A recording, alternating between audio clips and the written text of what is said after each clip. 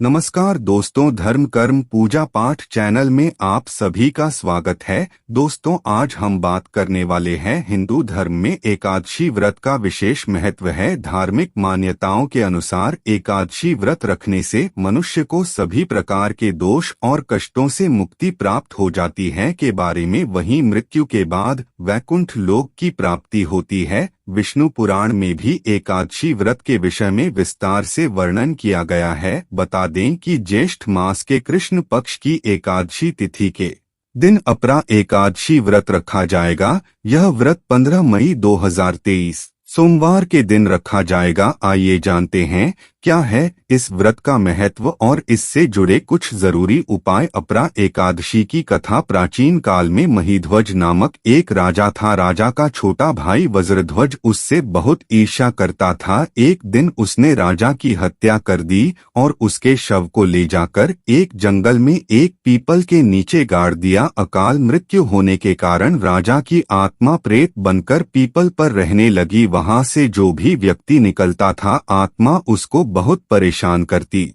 थी। एक दिन एक तपस्वी वहां से निकल रहे थे तो आत्मा उनका कुछ नहीं बिगाड़ सकी। उन्होंने पीपल के पेड़ से राजा की प्रेतात्मा को नीचे उतारा और परलोक विद्या का उपदेश दिया। राजा को प्रेत योनि से मुक्ति दिलाने के लिए ऋषि ने स्वयं अपरा एकादशी का व्रत रखा और द्वादशी के दिन व्रत पूरा होने पर अपने व्रत का सारा पुण्य प्रेत को दे दिया। एकादशी व्रत का पुण्य प्राप्त करके राजा प्रेत्योनि से मुक्त हो गया और उसको स्वर्ग की प्राप्ति हो गई। विष्णु पुराण के अनुसार एकादशी व्रत रखने से ब्रह्मा हत्या, प्रेत योनि, झूठ, निंदा इत्यादि जैसे पाप नष्ट हो जाते हैं। साथ ही अपरा एकादशी व्रत रखने से असत्य भाषा, झूठा वेद पढ़ना और सिखाना, झूठा शास्त्र का निर्माण करना, ज्योतिष भ्रम आदि जैसे भयंकर पाप दूर हो जाते हैं। शास्त्रों में यह भी बताया गया है कि अपरा एकादशी व्रत रखने से व्यक्ति को अक्षय पुण्य की प्राप्ति होती है। साथ ही कई प्रकार के रोग, दोष और आर्थिक समस्याओं से छुटकारा मिल जाता है।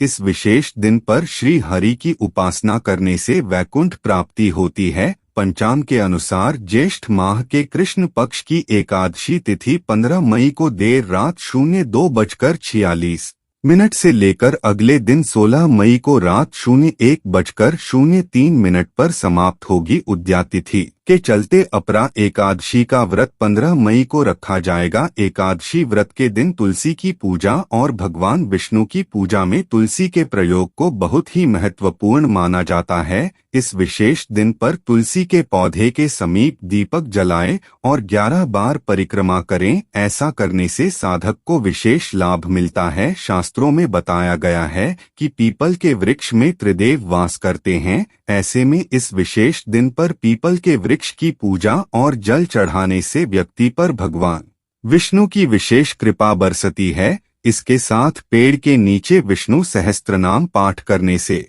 भी विशेष लाभ मिलता है। एकादशी के दिन आप नर्सरी से गेंदे का पौधा लाकर उसे छत पर रखें। ऐसा करने से गुरु की अनुकूलता प्राप्त होती है और भाग्य चमक उठता है। एकादशी का उपाय करके आप आर्थिक समृद्धि भी पा सकते हैं। घर में तुलसी के पौधे को ईशान कोण उत्तर पूर्व दिशा में रखना चाहिए। 11 के दिन सूर्यास्त के समय इस तुलसी के पौधे के निकट गाय के घी का दीपक जलाना चाहिए। इससे पैसों की तंगी दूर होती है। इस दिन सुबह जल्दी उठकर किसी मंदिर में स्थित पीपल अथवा बरगद के पेड़ के पास जाएं, उसे पानी से सींचें तथा उसमें देसी घी का दीपक जलाएं। इसके बाद वहां पर थोड़ी देर शांति से बैठकर भगवान का नाम स्मरण करें और घर वापस आ जाएं। यह उपास मानसिक अशांति और तनाव को दूर करता है। स्वास्थ्य से जुड़ी छोटी मोटी समस्याएं भी इससे दूर हो जाती हैं। एकादशी के दिन सभी तरह के तामसिक भोजन, मांस, मदिरा,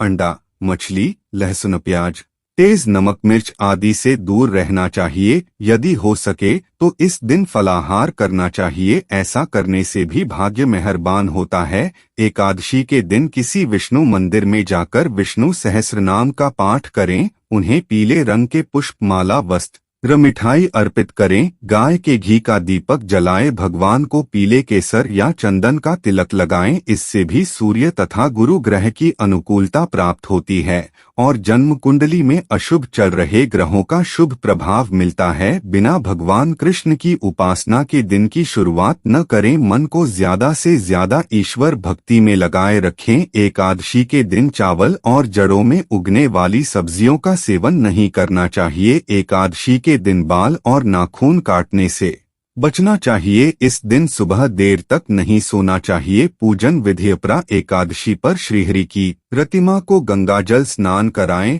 हरि को केसर, चंदन, फूल, तुलसी की माला, पीले वस्त्र, कलावा फल चढ़ाएं। भगवान विष्णु को खीर या दूध से बने पकवान का भोग लगाएं। धूप और दीप जलाकर पीले आसन पर बैठें। तुलसी की माला से विष्णु गायत्री मंत्र का जाप करें और विष्णु के गायत्री मंत्र ॐ नारायणाय विद्महे वासुदेवाय धीमहि तन्नो विष्णु प्रचोदयात् का जाप करें। पूजा और मंत्र जप के बाद भगवान की धूप, दीप और कपूर से आरती करें। चरणामृत और प्रसाद ग्रहण करें। भगवान श्री हरि की प्रतिमा को पंचामृत और गंगाजल से स्नान कराएं। भगवान को फल, फूल, केसर, चंदन और पीला फूल चढ़ाएं। पूजन के बाद श्री हरि की आरती करें। ओम नमो नारायणाय या नमो भगवते वासुदेवाय मंत्र का जाप करें। इसके बाद भगवान से अपनी मनोकामना कहें। हमने आपसे शास्त्रों के अनुरूप कुछ विचार साझा किए हैं। आशा है आपको पसंद आए होंगे।